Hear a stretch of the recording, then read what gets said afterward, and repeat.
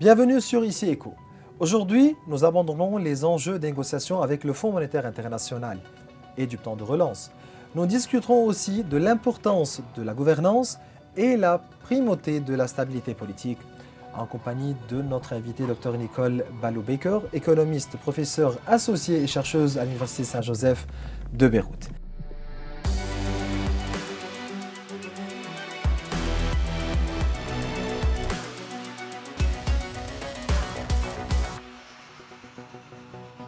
Docteur Nicole Ballot-Baker, vous êtes économiste et professeur associé et chercheur à l'Université Saint-Joseph de Beyrouth. Merci d'être avec nous.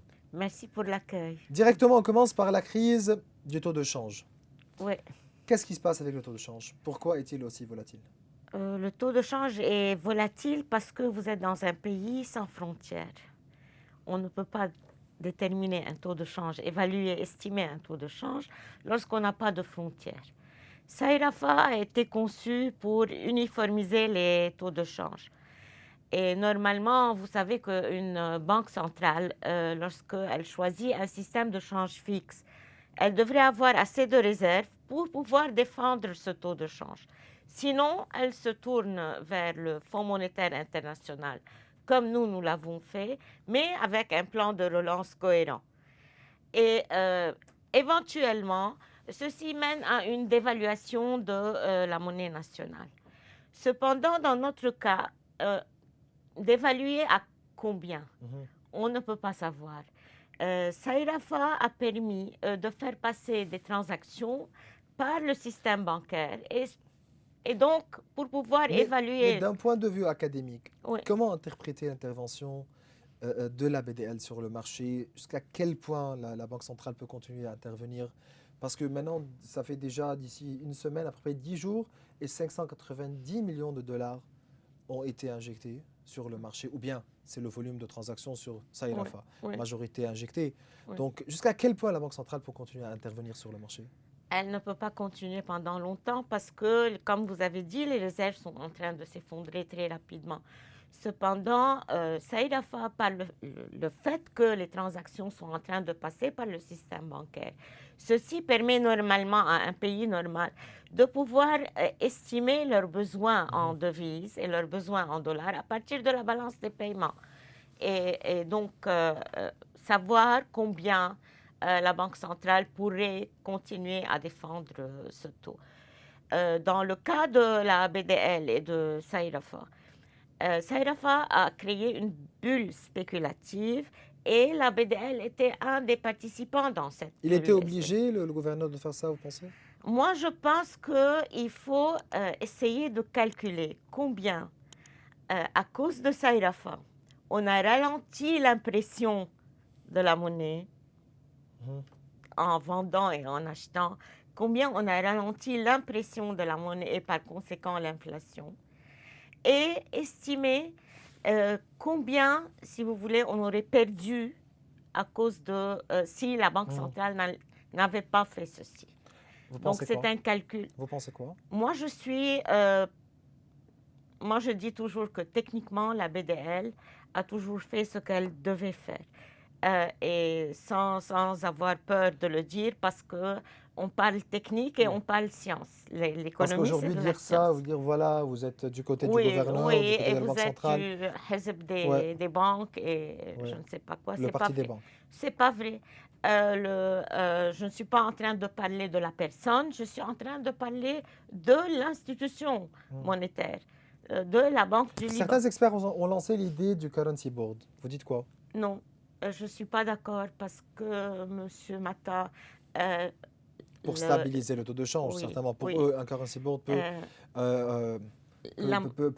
nous permettre d'atteindre un taux de change qui est stable. La monnaie, c'est le reflet de l'état de l'économie. On ne traficote pas le miroir pour avoir une belle image de la réalité. C'est le contraire qui doit se faire. C'est-à-dire, on construit une économie saine, on va essayer de cibler une croissance économique et la monnaie suit. Donc, vous voulez dire que la Banque centrale a utilisé d'une façon adéquate les instruments durant les instruments certainement que possèdent la Banque centrale et le gouverneur durant la crise depuis 2019 jusqu'à aujourd'hui pour pouvoir un peu stabiliser, pour pouvoir un peu contrôler le taux de change d'une Oui, façon qui plus ou moins adéquate. oui, mais il se bat contre qui? Mm, Yani, la Banque centrale se bat contre mm. un, un pays. Il y a un pays sans frontières. Vous Un insistez sur pays, sans frontières. oui, Vous voulez dire ici avec la contrebande, vous voulez dire avec oui, tout ce qui se passe sur le trafic, le trafic, le euh, ouais. blanchiment, les Qui est valises, responsable de ça? les milices qui ont les armes, yani, le Hezbollah. C'est lui. Vous vous rendez responsable, le Hezbollah, de ce qui se Oui, passe bien aujourd'hui sûr, au niveau bien sûr, économique. bien sûr. Mm. On ne peut pas séparer la politique de l'économie. Pourquoi Impossible. c'est le Hezbollah qui est responsable? Parce que, tout d'abord, voilà, je vous ai donné un premier exemple. Avec la contrebande, avec ce qui se Oui, passe sur les frontières. oui. Deuxième exemple, l'évasion fiscale, qui est en train de payer pour le. Troisième exemple, la couverture de la corruption, Mm. qui est en train de défendre Mais les. le Hezbollah était là le premier à dire que c'était le gouverneur, l'attaque était par le Hezbollah contre le gouverneur de la Banque centrale depuis le début de la crise, en disant que voilà, vous êtes responsable de la crise. Oui, mais c'est une preuve que ce sont eux les responsables. Parce qu'ils Donc veulent. vous voulez dire que le Hezbollah est responsable de la crise, Bien sûr, pas seulement le Hezbollah, c'est-à-dire que avec ses alliés, oui, oui, les raisons qui ne le politiques, sont plus aujourd'hui, oui, soi-disant. soi-disant. Mm. Les raisons politiques, c'est les raisons politiques qui ont fait cette crise Mm. économique au Liban. Bien sûr que c'est ça. Yani, comment voulez-vous le gouverneur a prêté au gouvernement. Le gouvernement n'a pas rendu ses prêts. Il a fait des Mais faux. certains experts disent qu'il a trop prêté sans aucune assurance, une garantie de recouverture de cette dette. Ceux qui disent ceci doivent se tourner vers le Code de la monnaie et du crédit et voir si les articles du Code de la monnaie et du crédit assurent vraiment l'indépendance de la Banque centrale. La Banque centrale n'est pas gouvernée seulement par le gouverneur. Il y a un comité C'est le et conseil. c'est le conseil. Et le conseil, il y a dans le conseil les directeurs du ministère de l'économie et le directeur des ministères Oui, des finances. l'ex-directeur du ministère de l'économie, maintenant des finances, Oui, M. Bifani est aussi responsable. oui, M. oui. Alain Bifani. Bien sûr, tous sont responsables. Mm. Ce n'est pas seulement Il le se jette gouverneur maintenant qui. du côté des révolutionnaires. Oui, parce que c'est C'est quoi? un échappatoire. Mhm. Je Ok. ne sais pas. Je ne sais pas. Je ne suis pas détective, je suis Mais économiste. vous travaillez la politique aussi. Oui, je travaille la politique aussi parce que je suis parmi les économistes qui font partie de l'école de la nouvelle économie institutionnelle. Et cette école de pensée, elle confirme que la qualité des institutions et la gouvernance, c'est ça ce qui fait qu'un pays peut aussi croître et avoir une économie saine et avec un secteur public et un secteur privé. Vous avez rendu le Hezbollah responsable de la crise. Ouais. Vous dites quoi du Card el-Hassan? Une autre Comment institution pouvoir hors expliquer aujourd'hui une institution financière qui n'est pas régularisée, donc Ouais. qui ne suit pas les règles de la Banque Voilà, centrale, c'est qui un travaille, qui a des ATM, donc Vous êtes en train de me donner un autre exemple. Mm. Un autre exemple de l'hégémonie du Hezbollah qui fait que nous ne pouvons rien faire, aucune réforme économique ne marchera si cette hégémonie ne s'arrête et pas. pourquoi négocier avec le Fonds monétaire alors? Mais Si on n'est pas prêt à commencer avec les réformes parce que le Hezbollah est là, il dit que non, vous pouvez pas faire mais ça, vous pouvez faire ça. regardez ces négociations, M. Makta. Mm. Est-ce qu'elles sont en train Donc vous d'aller voulez me dire quelque que les part? négociations avec le Fonds monétaire traînent parce que c'est la politique et c'est le Hezbollah, ses Mais alliés, c'est eux qui sont font responsables de traîner ça. les négociations. Mais Pour ceux qui arriver à sont où? en train de... Ils veulent quoi du Liban? Ils veulent quoi? Donc Ils si veulent- aujourd'hui on fait la guerre contre les banques, contre la Banque centrale, donc contre les institutions, nous avons le Card el-Hassan, nous avons notre économie parallèle. Donc pour dire quoi? Pour arriver à où? Ils Pour- veulent dominer. Ils veulent dominer le Liban, dominer un pays aussi beau que le nôtre et aussi stratégique, d'une Mm. position aussi stratégique que la nôtre. Ils veulent le dominer, nous changer notre identité, Non, on le refuse. Mais maintenant, on est en train de parler politique. Bah, ça, c'est de plus la que- politique, mais vous savez très bien que parler économie sans politique, c'est du rien. Donc, il faut toujours Oui, penser d'une façon politique pour pouvoir comprendre l'économie, comment oui, ça se passe. oui, et pour confirmer ce que vous êtes en train de dire, je suis, comme je vous ai dit, je fais partie de la nouvelle économie institutionnelle. Douglas North, Mm. Williamson, des prix Nobel d'économie disent que la première place pour une bonne gouvernance, c'est la stabilité politique, qui vient même avant le rule of law, la loi, Ouais. le respect de la loi. Et parce que quand on n'a pas de stabilité politique, regardez ce qui se passe aussi avec notre système juridique aujourd'hui.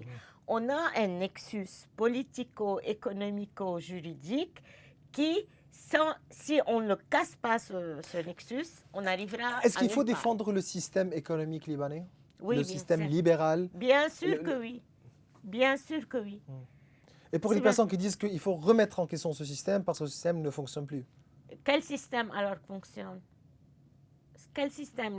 La Russie s'est effondrée. Nous, on va revenir en arrière et faire un système socialiste.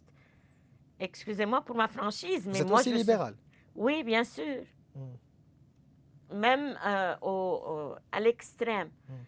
Bien sûr qu'il nous faut des safety nets pour tout ce qui est social Oui. et l'éducation et la santé.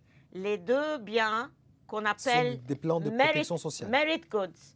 Merit goods, ce sont les deux biens qui devraient être contrôlés par un gouvernement capable. Mais pas détruire le privé, pas détruire le capital du pour tout. dire que non, Pas parce qu'il y a du des tout. pauvres, il faut. Non, Donc pas du l'argument ici, parce qu'il y a trop de pauvres maintenant, donc le capital et les riches, vous êtes tous ici des voleurs.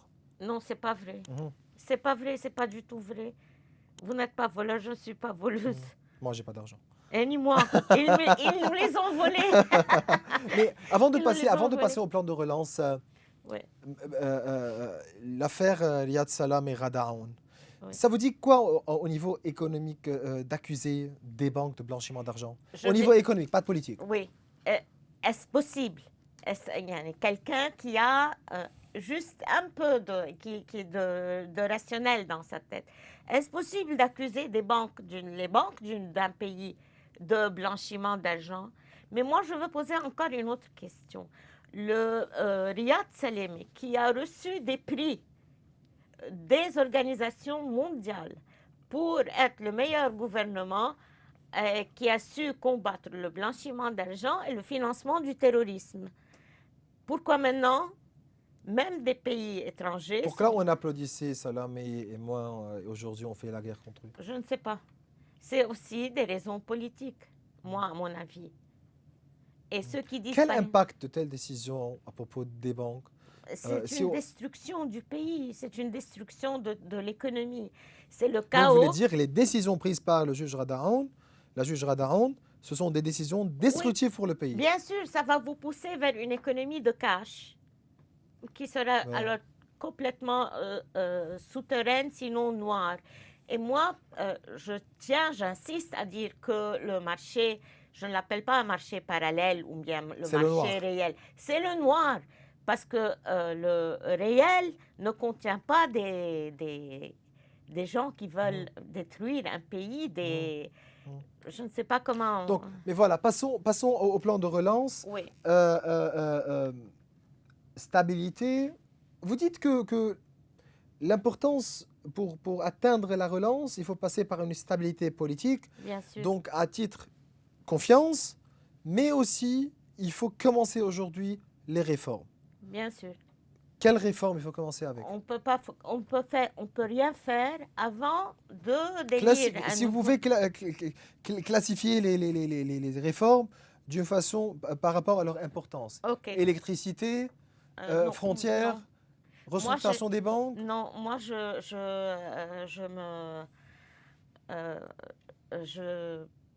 reviens à ce que Jerry Rice avait dit, le directeur de la communication au Fonds monétaire Qui international. ne l'est plus maintenant, l'ex. Oui. Ouais. Au tout début des négociations, les premières négociations, il avait dit qu'on veut un plan de réforme du Liban qui se base sur la politique budgétaire, la politique monétaire et la politique du taux de change. C'est comme ça qu'on fait un plan de réforme, parce que en dessous de ces titres, tout ce que vous dites, l'électricité et tous les autres dossiers vont venir après ces grands titres. Une politique budgétaire et une politique monétaire, si je veux être cohérente avec ma vision de l'économie, devrait